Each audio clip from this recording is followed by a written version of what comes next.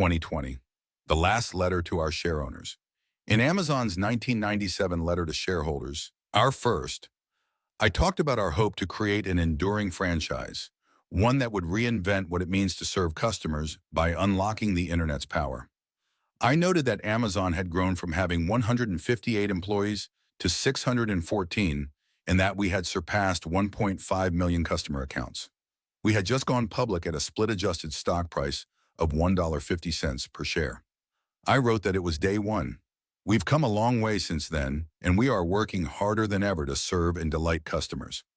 Last year, we hired 500,000 employees and now directly employ 1.3 million people around the world. We have more than 200 million Prime members worldwide. More than 1.9 million small and medium-sized businesses sell in our store, and they make up close to 60% of our retail sales. Customers have connected more than 100 million smart home devices to Alexa. Amazon Web Services serves millions of customers and ended 2020 with a $50 billion annualized run rate. In 1997, we hadn't invented Prime, Marketplace, Alexa, or AWS. They weren't even ideas then, and none was preordained. We took great risk with each one and put sweat and ingenuity into each one. Along the way, we've created $1.6 trillion of wealth for share owners. Who are they? Your chair is one, and my Amazon shares have made me wealthy. But more than 7/8 of the shares, representing $1.4 trillion of wealth creation, are owned by others. Who are they? They're pension funds, universities, and 401 KKs and their Mary and Larry, who sent me this note out of the blue just as I was sitting down to write this shareholder letter. Mary and Larry's note to Jeff Bezos. I am approached with similar stories all the time. I know people who've used their Amazon money for college, for emergencies, for houses, for vacations, to start their own business, for charity, and the list goes on. I'm proud of the wealth we've created for share owners. It's significant, and it improves their lives. But I also know something else. It's not the largest part of the value we've created. Create more than you consume. If you want to be successful in business, in life actually, you have to create more than you consume. Your goal should be to create value for everyone you interact with.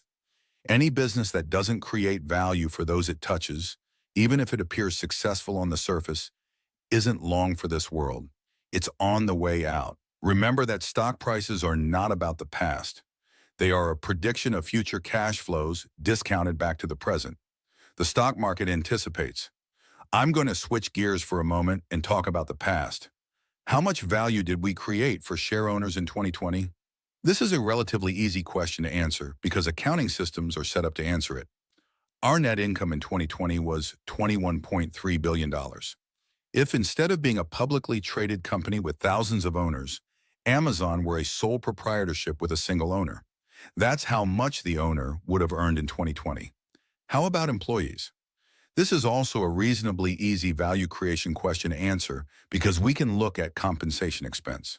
What is an expense for a company is income for employees. In 2020, employees earned $80 billion, plus another $11 billion to include benefits and various payroll taxes, for a total of $91 billion. How about third-party sellers? We have an internal team, the Selling Partner Services team, that works to answer that question. They estimate that in 2020, third-party seller profits from selling on Amazon were between $25 billion and $39 billion. And to be conservative here, I'll go with $25 billion. For customers, we have to break it down into consumer customers and AWS customers. We'll do consumers first. We offer low prices, vast selection, and fast delivery. But imagine we ignore all of that for the purpose of this estimate and value only one thing. We save customers time. Customers complete 28% of purchases on Amazon in 3 minutes or less, and half of all purchases are finished in less than 15 minutes. Compare that to the typical shopping trip to a physical store, driving, parking, searching store aisles, waiting in the checkout line, finding your car, and driving home. Research suggests the typical physical store trip takes about an hour. If you assume that a typical Amazon purchase takes 15 minutes and that it saves you a couple of trips to a physical store a week, that's more than 75 hours a year saved. That's important. We're all busy in the early 21st century, so that we can get a dollar figure, let's value the time savings at $10 per hour, which is conservative. 75 hours multiplied by $10 an hour and subtracting the cost of Prime gives you value creation for each Prime member of about $630. We have 200 million Prime members for a total in 2020 of $126 billion of value creation. AWS is challenging to estimate because each customer's workload is so different. But we'll do it anyway, acknowledging upfront that the error bars are high. Direct cost improvements from operating in the cloud versus on-premises vary, but a reasonable estimate is 30%. Across AWS's entire 2020 revenue of $45 billion, that 30% would imply customer value creation of $19 billion.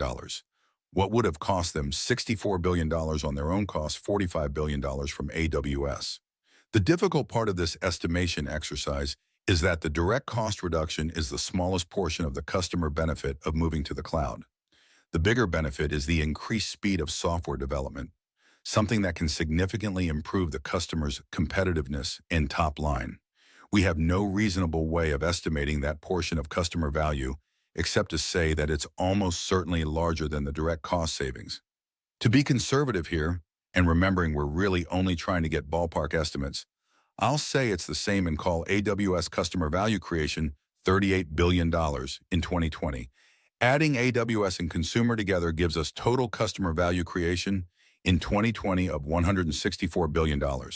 Summarizing, shareholders, $21 billion, employees $91 billion, 3P sellers, $25 billion, customers, $164 billion, total $301 billion.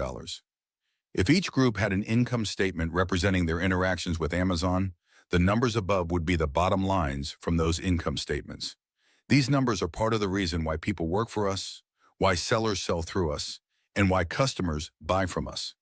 We create value for them, and this value creation is not a zero-sum game. It is not just moving money from one pocket to another. Draw the box big around all of society, and you'll find that invention is the root of all real value creation. And value created is best thought of as a metric for innovation. Of course, our relationship with these constituencies and the value we create isn't exclusively dollars and cents. Money doesn't tell the whole story. Our relationship with shareholders, for example, is relatively simple. They invest and hold shares for a duration of their choosing. We provide direction to share owners infrequently on matters such as annual meetings and the right process to vote their shares. And even then, they can ignore those directions and just skip voting. Our relationship with employees is a very different example. We have processes they follow and standards they meet. We require training and various certifications. Employees have to show up at appointed times. Our interactions with employees are many, and they're fine-grained. It's not just about the pay and the benefits. It's about all the other detailed aspects of the relationship, too. Does your chair take comfort in the outcome of the recent union vote in Bessemer? No, he doesn't. I think we need to do a better job for our employees. While the voting results were lopsided and our direct relationship with employees is strong, it's clear to me that we need a better vision for how we create value for employees. A vision for their success. If you read some of the news reports, you might think we have no care for employees. In those reports, our employees are sometimes accused of being desperate souls and treated as robots. That's not accurate. They're sophisticated and thoughtful people who have options for where to work. When we survey fulfillment center employees, 94% say they would recommend Amazon to a friend as a place to work. Employees are able to take informal breaks throughout their shifts to stretch, get water, use the restroom, or talk to a manager, all without impacting their performance.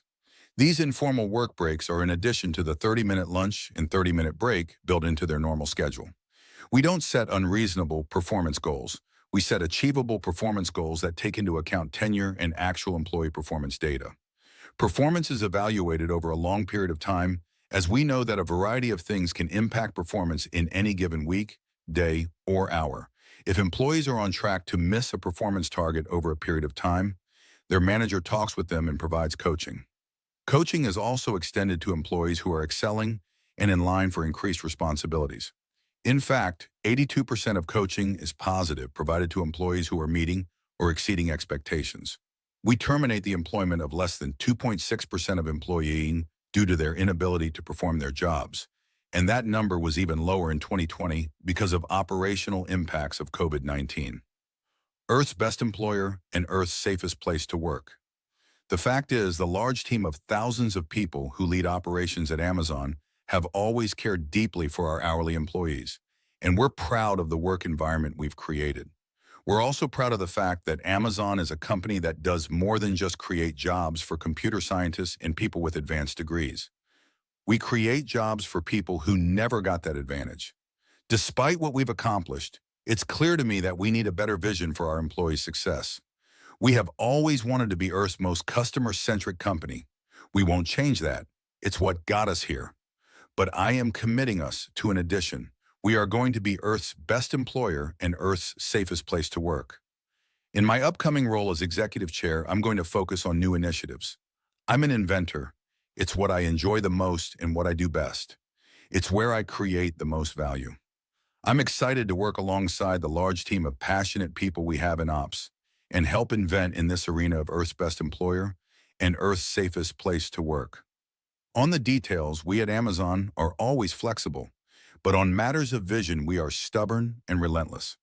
We have never failed when we set our minds to something, and we're not going to fail at this either. We dive deep into safety issues.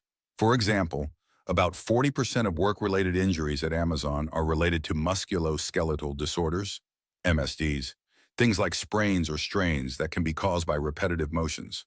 MSDs are common in the type of work that we do and are more likely to occur during an employee's first 6 months. We need to invent solutions to reduce MSDs for new employees, many of whom might be working in a physical role for the first time. One such program is Working Well, which we launched to 859,000 employees at 350 sites across North America and Europe in 2020, where we coach small groups of employees on body mechanics, proactive wellness, and safety. In addition to reducing workplace injuries, these concepts have a positive impact on regular day-to-day activities outside work. We're developing new automated staffing schedules that use sophisticated algorithms to rotate employees among jobs that use different muscle tendon groups to decrease repetitive motion and help protect employees from MSD risks. This new technology is central to a job rotation program that we're rolling out throughout 2021. Our increased attention to early MSD prevention is already achieving results. From 2019 to 2020, overall MSDs decreased by 32%, and MSDs resulting in time away from work decreased by more than half. We employ 6,200 safety professionals at Amazon. They use the science of safety to solve complex problems and establish new industry best practices. In 2021, we'll invest more than $300 million into safety projects, including an initial $66 million to create technology that will help prevent collisions of forklifts and other types of industrial vehicles. When we lead, others follow. 2.5 years ago, when we set a $15 minimum wage for our hourly employees, we did so because we wanted to lead on wages, not just run with the pack, and because we believed it was the right thing to do. A recent paper by economists at the University of California, Berkeley, and Brandeis University analyzed the impact of our decision to raise our minimum starting pay to $15 per hour. Their assessment reflects what we've heard from employees, their families, and the communities they live in. Our increase in starting wage boosted local economies across the country by benefiting not only our own employees, but also other workers in the same community. The study showed that our pay raise resulted in a 4.7% increase in the average hourly wage among other employers in the same labor market. And we're not done leading. If we want to be Earth's best employer, we shouldn't settle for 94% of employees saying they would recommend Amazon to a friend as a place to work. We have to aim for 100%, and we'll do that by continuing to lead on wages, on benefits, on upskilling opportunities, and in other ways that we will figure out over time. If any share owners are concerned that Earth's best employer and Earth's safest place to work might dilute our focus on Earth's most customer-centric company, let me set your mind at ease. Think of it this way. If we can operate two businesses as different as consumer e-commerce and AWS and do both at the highest level, we can certainly do the same with these two vision statements. In fact, I'm confident they will reinforce each other. The Climate Pledge. In an earlier draft of this letter, I started this section with arguments and examples designed to demonstrate that human-induced climate change is real. But bluntly, I think we can stop saying that now. You don't have to say that photosynthesis is real, or make the case that gravity is real, or that water boils at 100 degrees Celsius at sea level. These things are simply true, as is the reality of climate change. Not long ago, most people believed that it would be good to address climate change, but they also thought it would cost a lot and would threaten jobs, competitiveness, and economic growth. We now know better. Smart action on climate change will not only stop bad things from happening, it will also make our economy more efficient, help drive technological change, and reduce risks. Combined, these can lead to more and better jobs, healthier and happier children, more productive workers, and a more prosperous future. This doesn't mean it will be easy. It won't be. The coming decade will be decisive. The economy in 2030 will need to be vastly different from what it is today, and Amazon plans to be at the heart of the change. We launched the Climate Pledge together with Global Optimism in September 2019 because we wanted to help drive this positive revolution. We need to be part of a growing team of corporations that understand the imperatives and the opportunities of the 21st century. Now, less than 2 years later, 53 companies representing almost every sector of the economy have signed the Climate Pledge. Signatories such as Best Buy, IBM, Infosys, Mercedes-Benz, Microsoft, Siemens, and Verizon have committed to achieve net zero carbon in their worldwide businesses by 2040, 10 years ahead of the Paris Agreement. The pledge also requires them to measure and report greenhouse gas emissions on a regular basis, implement decarbonization strategies through real business changes and innovations, and neutralize any remaining emissions with additional, quantifiable, real, permanent, and socially beneficial offsets. Credible, quality offsets are precious, and we should reserve them to compensate for economic activities where low-carbon alternatives don't exist. The Climate Pledge signatories are making meaningful, tangible, and ambitious commitments. Uber has a goal of operating as a zero-emission platform in Canada, Europe, and the US by 2030. And Henkel plans to source 100% of the electricity it uses for production from renewable sources. Amazon is making progress toward our own goal of 100% renewable energy by 2025, 5 years ahead of our initial 2030 target. Amazon is the largest corporate buyer of renewable energy in the world. We have 62 utility-scale wind and solar projects and 125 solar rooftops on fulfillment and sort centers around the globe.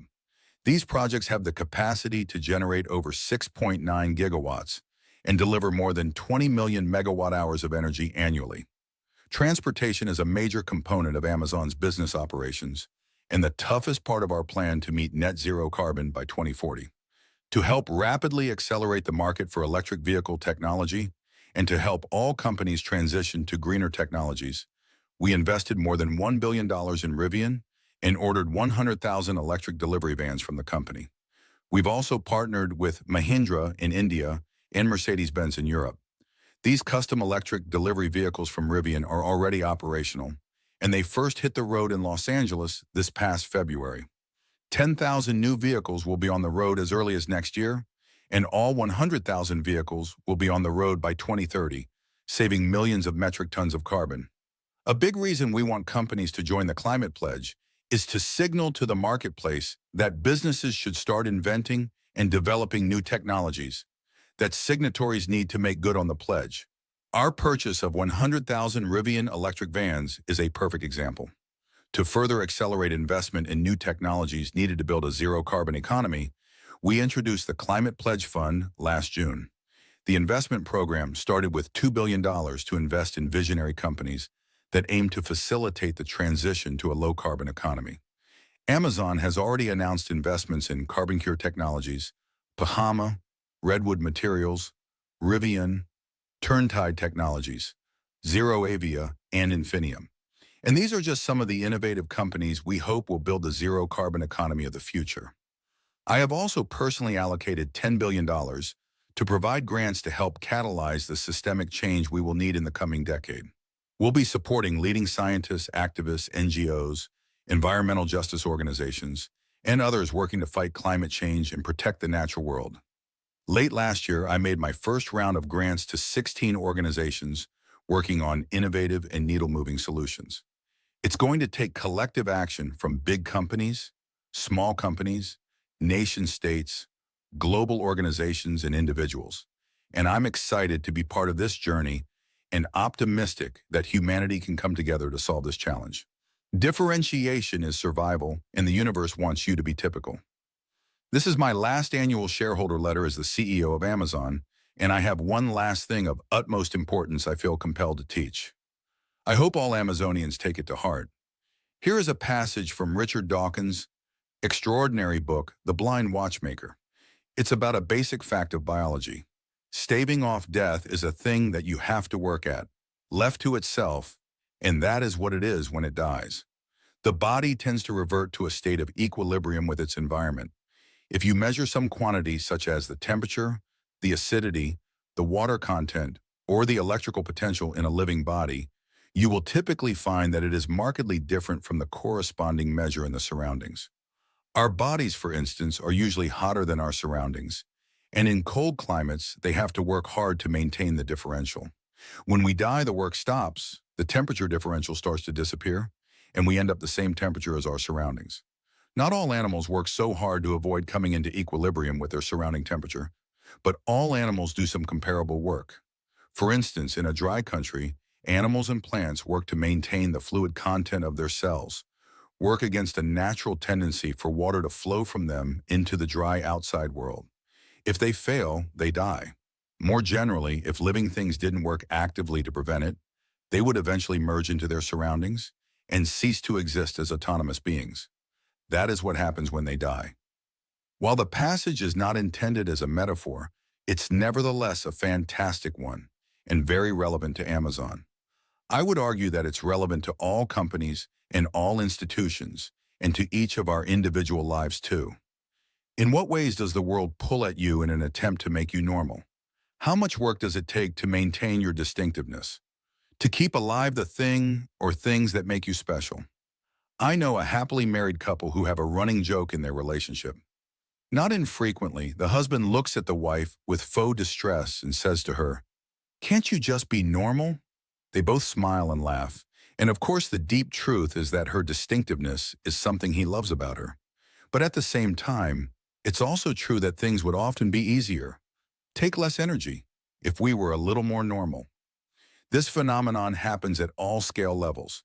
Democracies are not normal. Tyranny is the historical norm. If we stop doing all of the continuous hard work that is needed to maintain our distinctiveness in that regard, we would quickly come into equilibrium with tyranny. We all know that distinctiveness, originality, is valuable. We are all taught to be yourself. What I'm really asking you to do is to embrace and be realistic about how much energy it takes to maintain that distinctiveness. The world wants you to be typical. In 1,000 ways, it pulls at you. Don't let it happen. You have to pay a price for your distinctiveness, and it's worth it. The fairy tale version of be yourself is that all the pain stops as soon as you allow your distinctiveness to shine. That version is misleading. Being yourself is worth it, but don't expect it to be easy or free.